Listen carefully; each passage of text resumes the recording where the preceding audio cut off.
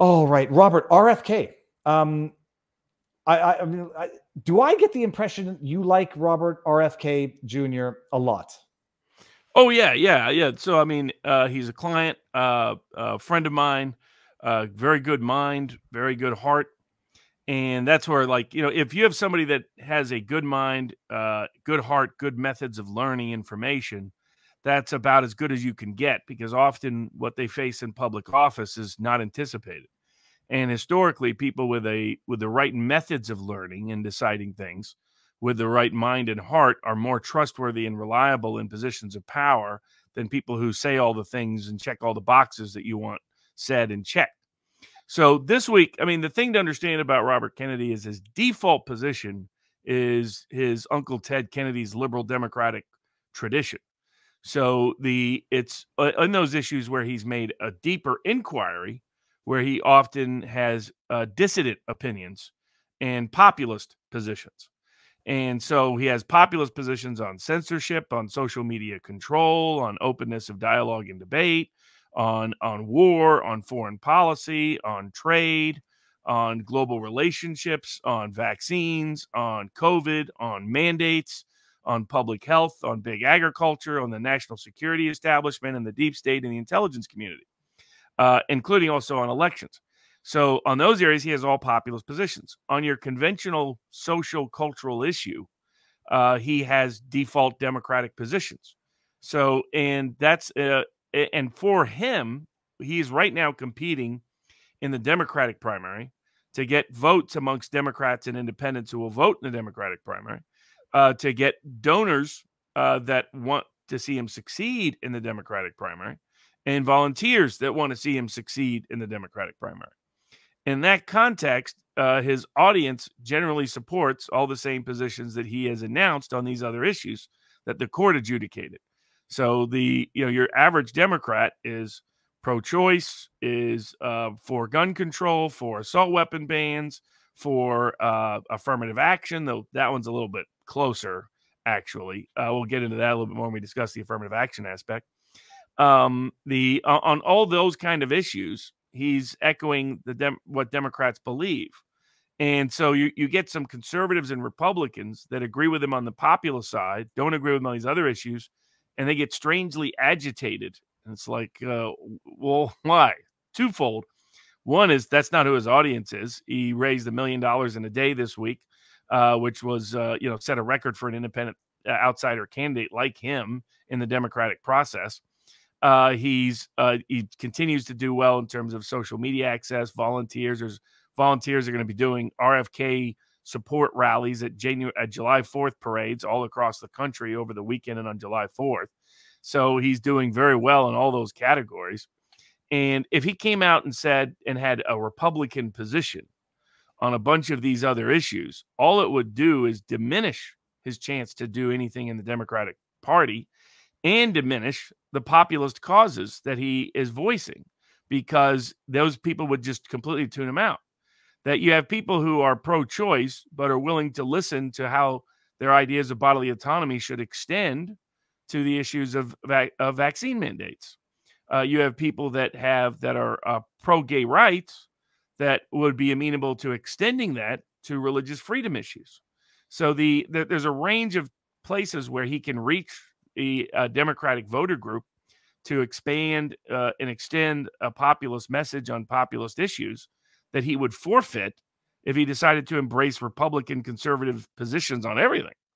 So it's not in his interest at all to be pursuing Republican positions on these other issues. And so the people get agitated. It's like, he's a Democrat. He's a liberal Democrat with a bunch of good populist positions on issues that really matter to the populist community. And his best benefit is extending and expanding the audience for that and the support for it in an otherwise hostile circle of Democratic primary voters. And so the people understand that then they won't necessarily react like some have, like, oh, I'm mad Bobby Kennedy doesn't have Donald Trump's views on abortion or gun control or gay rights or any of those issues. So there was some controversy because Moms for Liberty was doing a national conference. They'd invited him, and he had initially accepted the invitation. Then he got blowback. some of the blowback was misrepresentations of what Moms for Liberty is about, but it's not really controvertible that Moms for Liberty is an overwhelmingly conservative and Republican-leaning group. So it wouldn't do him a great benefit, frankly, to go there. Now, if I were him, I would have handled it differently in the debate about responding to it. Otherwise, he'll keep falling for that trap. Why associate with so-and-so? Why affiliate with so-and-so? Why appear on such and such? That he should go to his other position, which is he wants debate and dialogue across all political lines. Otherwise, we won't get any improvement in society writ large. And that should have been his response rather than to forego the invitation. But otherwise, his response makes sense given within the Democratic primary, one of the narratives they're pushing, and they used his acceptance of the Moms for Liberty invitation as a pretext to run the story in Mother Jones and Daily Beast and a bunch of other places, says, see, he's really just a Trump plant. And Democratic voters will tune him out if that narrative sticks. So he's doing what he needs to do to get the populist message to a difficult audience and to improve his standing in the Democratic primary. And so that all of that makes sense. So for those that are upset at him, they're just not recognizing the political situation as it exists. Robert, it feels like Robert F. Kennedy, RFK Jr. is like the first politician in a long time that is making people understand that you are necessarily not going to agree with each and every position espoused by a politician, nor should you, because it wouldn't be normal if you did. It would be tribalism if you were to. When people call him a Democrat, I would call him a traditional Democrat, where I think some of the views that he has, even on, the woman's choice, they're going to be considered radical by the majority of or by a large portion of Democrats these days, because it's the traditional Democrat is today's sort of conservative. But people need to understand you're not going to agree with everything any one person says if you've ever even agreed with everything you've said. And Trump, the whole Trump thing, it's a bit different where people are almost reluctant to disagree with anything Trump says. Let me rephrase that. There is a certain bigger degree of tribalism where people don't even want to address constructive criticism with Trump per se, because it just lends into the DeSantis battle. But RFK comes around and says, look, you're not going to agree with everything I say. I understand that he says it in his interviews. You're not going to. You don't have to. But we're going to make it work, and we're going to listen to each other. And I love listening to him in interviews. I forget which one I was listening to today, where he basically, he's just so polite in the way that he's needling a Joe Biden. We're like, he says, asked, you might not get a debate. He's like, well, I wouldn't want to debate me either. If I'm Joe, I wouldn't want to have a debate. There's no upside to that. He's amazing on social media. You may not agree with everything he has to say, but nor should you agree with everything any one person has to say. Yeah, and I think Owen Schroyer had a really good take. He was like, there's a bunch of things I disagree with him on, but I don't think he's out to destroy my life. I think he comes from the right place. We just have disagreements on policy. But if you come from the right place, that's a manageable political dynamic, as opposed to people who have just hostile, malevolent intentions. And, I think if he took a deep dive on some of these, if you look at his history, when he's taken a deep dive on positions, he's often deviated from the default Democratic position. And I mean, even to the degree of the assassination of his father, as he discussed with Bill Maher, he'd always just assumed it was Saran Saran and refused to even look at it even any further until someone else who had been shot that night, who was a longstanding friend of his father, asked him to look at the autopsy. And he said when he looked at it, he realized that it was a respect for the same with vaccines, that a lot of mothers of vaccine injured kept coming to him. And that's when he, out of respect for them, he did a deep dive. And what he has shown is a very rare trait in public officials these days, which is a willingness to completely reverse positions upon reviewing and researching the information. It's a methodological approach that improves the quality of his decision-making. And on some of these other issues, I don't think he's taken a real deep dive. And I think if he did, I think there'd be a more moderated position that comes out, because I think he's more in the tradition of his father and Uncle President John Kennedy than he is in Senator Ted Kennedy's history. I think Ted Kennedy's kind of his default position, but it varies when he takes a deep dive and shows a stronger instinct with his father and his Uncle President John Kennedy than the other way around. And a lot of these issues weren't big issues when Robert Kennedy Sr. and John Kennedy were in politics. Robert, on America's Untold Stories, I was watching it. I was in the chat. I didn't chime in the chat, but Grobert asked you, what is RFK Jr.'s path to victory for the Democrats? And I was sitting there screaming at my phone, he doesn't have a path to victory. Am I being overly cynical, or does he simply realistically never have a path to victory for the Democrats? And then the question is going to be running as an independent and potentially splitting the Democrat vote, or I don't know, some sort of group effort, team effort with Trump, because I don't see Trump not getting the nomination for the GOP. Does he have? Is it too cynical? He has no path to victory for the Democrats. Well, two things. He's ruled out ever running as an independent, and he's ruled out ever being a Republican or running on a Republican ticket. So in terms of to him, he's only running for the Democratic nomination. If he doesn't get it, that ends the political aspect of his campaign. The difficulty he faces is that no incumbent president who ran has ever lost. Now, there are two incumbent presidents that chose not to run because of their concern and that they would lose, and that's Harry Truman in 1952 and Lyndon Baines Johnson in 1968. And LBJ dropped out because his dad ran. As soon as his dad announced, LBJ couldn't handle the idea of getting humiliated by Kennedy, so he dropped out rather than run for re-election. Otherwise, the closest races were in 76 and 80. His uncle, Ted Kennedy, challenged Jimmy Carter in 1980, was ahead in the polls for a period of time, ended up losing to Jimmy Carter by about 10 points. Ted Kennedy couldn't break out of what was then the liberal base. And what's still kind of currently the liberal base. So Ted Kennedy did well in the Northeast and the Southwest, but he couldn't break through anywhere else really in the country, Midwest or the South. Ronald Reagan challenged Gerald Ford in 1976.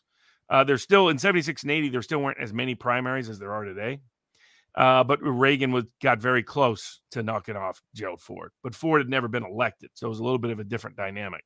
He had come in as the replaced vice president for Nixon after the 72 election. So that's why people say historically he's got to do something that's never been done before. The other aspect is that the second aspect is the obstacle of the Democratic Party. They have a lot of superdelegates. They're going to rig a lot of rules. So the belief is that it'll be tough for him to overcome the Democratic Party's institutional hostility to him. And then the third is money, is that the big money in media, that the big money and big media will try to blacklist him and blackball him as much as possible. YouTube and Google are already proactively doing that by removing interviews with Robert Kennedy. They did so with Jordan Peterson. I mean, with high-profile individuals, threatening other YouTube makers that their channels will be struck if they simply interview Robert Kennedy. So Google is already conspiring to try to limit his podcast strategy of reaching voters directly and circumventing the institutional media. So those are the hurdles, and those are big, big hurdles. Now, the flip side is if for any reason Biden were to not run in 2024, then he's in a prime position to take the lead like his father did in 1968. The other argument he would make is that the same precedent was broke by Trump to a degree. Nobody outside of who had never held public office had ever won the presidency before, and Trump did. I think there's differences there, but he's right that when Trump announced, most insiders thought it was impossible for Trump to win. Trump was as low as a 50-1 underdog, even when he was leading in polls at times. And Nate Silver famously ruined his reputation by staking his claim that Trump would never win, ever, all the way through the entire election. And so then had to write a mea culpa later about what he got wrong. He still didn't figure out what he got wrong. So those are the reasons why Robert Kennedy has a chance. I think it really depends on, can he break, like the problem Ted Kennedy really had was he could not break through with black voters. So he had enough of the old white Catholics in the North and white liberals. Now, white liberals will not be voting for Robert Kennedy, white professional class liberals, just like they didn't vote for his father. His father was able to put together a coalition that somewhat doesn't exist in Democratic primary anymore. The old working class whites have mostly left. So the question is, can he break through amongst younger voters and millennials and Zoomers and the working class portions of those and African-American and Mexican-American voters? And that's as well as Puerto Ricans. in certain places of the country. That will be the open question, and we'll see. He's going to make I think he'll be the most significant. There's been candidates like him, Tulsi Gabbard in 2020. Dennis Kucinich before that, who's managing Kennedy's campaign now. Fred Harris, if you go all the way back to 1976, senator from Oklahoma, who took a populist streak. They usually couldn't get above 3 to 5% of the polls. So they got the hardcore anti-war dissident voice, but they couldn't break out. Robert Kennedy's already between 15 and 20%. Joe Biden's found base is about 30, 35% of people who have a very favorable opinion of him within the Democratic Party. It's hard to, so what Robert Kennedy has to do is win almost all the voters that in the Democratic process that don't have a very favorable view of Biden. Those are overwhelmingly young, working class voters and Mexican American and Black voters. So can he break through? That's the real open question. We won't know until the votes start coming in. People say, they said it was impossible with Trump also, but with Trump winning the nomination for the GOP, it's a little different because whether or not the GOP and the DNC both play dirty, in my experience of the last, 7 years, the DNC plays ultra, super duper dirty. But I wanted to bring up one chat. Where was it? It says here. Sancho Relaxo says RFK is anti-tribalism. He said so. He wants to unite the nation. Like Robert said, the man is open-minded, rational, and can be convinced. And then it says David revient dans le nord. Come back to the north. I'm here now.